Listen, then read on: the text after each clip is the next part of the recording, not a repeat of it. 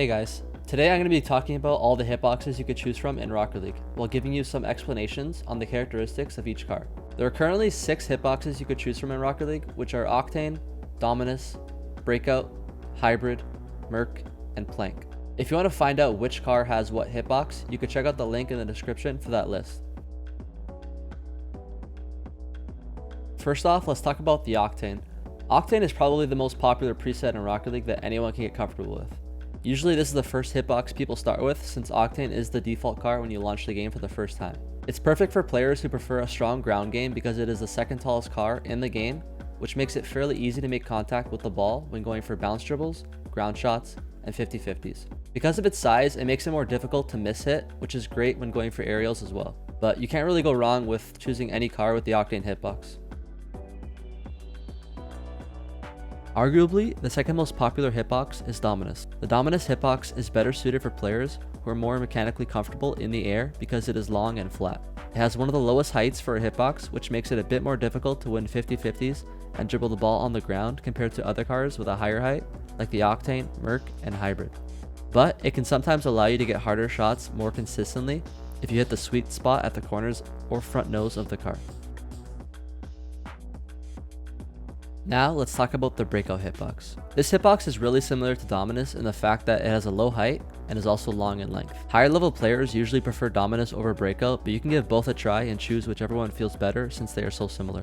Like the Dominus, it can get really hard hits on the ball if hit perfectly, but also lacks some ground control because of its low height.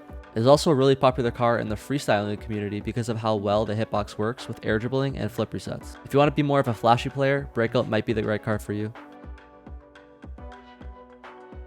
Next up is the Hybrid hitbox. The Hybrid hitbox is what you should choose from if you can't decide between a taller or longer car. It pretty much combines the best of both worlds between the Octane and the Dominus hitbox, so it is great to use if you start getting indecisive. I think the Hybrid hitbox gets often overlooked because it wasn't in the game from the beginning and was added later on, so I feel like it hasn't been given a fair chance by the competitive community. But it definitely has a lot of potential to shake things up from the standard Octane and Dominus hitboxes. The next hitbox is Mech.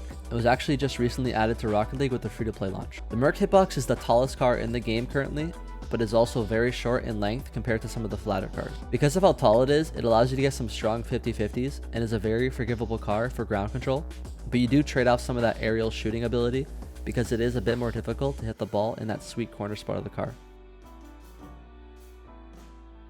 The last hitbox in Rocket League is Plank. The Plank hitbox is very flat and has a large surface area on the top and bottom of the car, but less surface area on the sides compared to other cars. Because of how long and wide the car is, it makes it very easy to go for aerials and to block shots. But because it's the shortest car in the game, it's very difficult to perfect your ground game with this hitbox. A positive from its ground game though is that it can get some killer flicks because of how much surface area the car has for the ball to ramp off it.